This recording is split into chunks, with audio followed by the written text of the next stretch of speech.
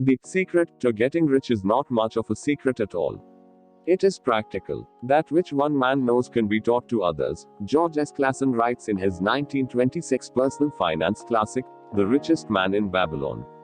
Clason's collection of parables, based in the ancient city of Babylon, starts with the story of Akkad, the son of a humble merchant, of a large family with no hope of inheritance, who grows to become the richest man in Babylon, thanks to wisdom he sought out from a rich money lender named Algamish. In hopes of turning his city into the wealthiest in the world, the king of Babylon asks Akkad if he can share the secret to wealth with the rest of the city.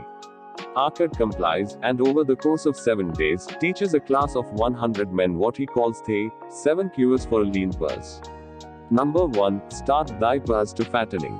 Getting rich all begins with paying yourself first. More specifically, set aside a minimum of 10% of your earnings. Akkad advises, for every 10 coins thou placest within thy purse, take out for use but 9. Thy purse will start to fatten at once, and its increasing weight will feel good in thy hand and bring satisfaction to thy soul. Anyone, rich or poor, can put money aside and let it accumulate, Akkad assures his class. You just have to commit to setting aside a minimum of 10%, and you'll learn to live without it. Today, it's even easier to learn to live without a certain chunk of your income, thanks to technology. You can automatically deposit money from your paycheck and checking account into a retirement account, savings account, or other investment vehicle, removing the temptation to spend. If you never see it, you'll learn to live without it. I, too, carried a lean purse and cursed it because there was naught within to satisfy my desires, the richest man in Babylon explains to his class. But when I began to take out from my purse but 9 parts of 10 I put in, it began to fatten. So will thine. Number 2. Control thy expenditures. The next step is to simply spend less than you earn, which is easier said than done.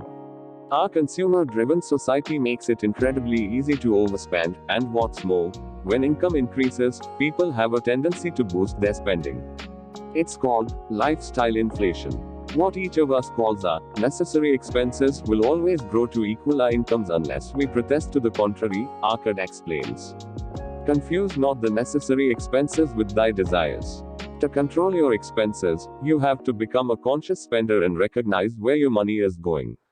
A good starting point is to record all of your purchases, whether in a notebook, through an app like Mint, or on an Excel spreadsheet, and analyze your spending patterns.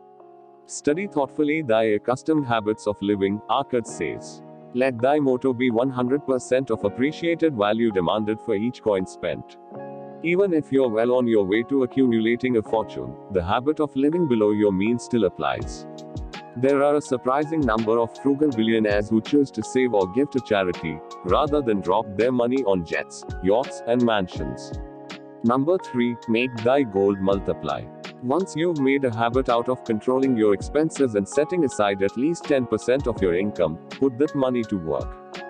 The gold we may retain from our earnings is but the start, says Akkad. The earnings it will make shall build our fortunes. Learn to make your treasure work for you. Make it your slave. Make its children and its children's children work for you. Making your money your slave is the modern day equivalent to smart investing through your employer's 401k plan or other retirement accounts, such as a Roth IRA or traditional IRA. Thanks to compound interest, your savings can grow tremendously over time. The trick is to set aside money regularly and to start as early as possible. Behold, from my humble earnings I had begotten a horde of golden slaves, each laboring and earning more gold, explains Akkad. As they labored for me, so their children also labored and their children's children until great was the income from their combined efforts. Number 4. Guard thy treasures from loss. There is always going to be a level of risk involved in investing, which is why it's crucial to be smart about where you invest your money. The first sound principle of investment is security for thy principal, says Akkad. Is it wise to be intrigued by larger earnings when thy principal may be lost? I say not. The penalty of risk is probable loss. Study carefully, before parting with thy treasure, each assurance that it may be safely reclaimed. Be not misled by thine own romantic desires to make wealth rapidly.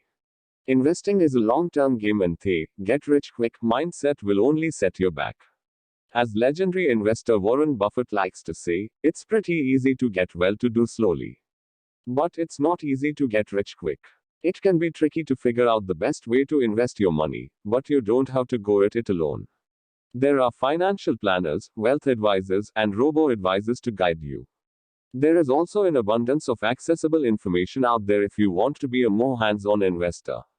Check out some of our favorite books and podcasts that cover investing basics, strategies, and tips. Consult with wise men, advisors are good. Secure the advice of those experienced in the profitable handling of gold. Let their wisdom protect thy treasure from unsafe investments. Number 5. Make of thy dwelling a profitable investment. I recommend that every man own the roof that sheltereth him and his. Arcot tells his class on the 5th day. Nor is it beyond the ability of any well-intentioned man to own his home. Today, this topic is heavily debated, and there is no one, universal answer to the buying or renting question. However, Arcot argues that, to own his own domicile and to have it a place he is proud to care for, putteth confidence in his heart and greater effort behind all his endeavors. Of course, before investing in a home, you'll want to know how much you can afford and be financially prepared for the myriad of hidden costs that come with buying a home.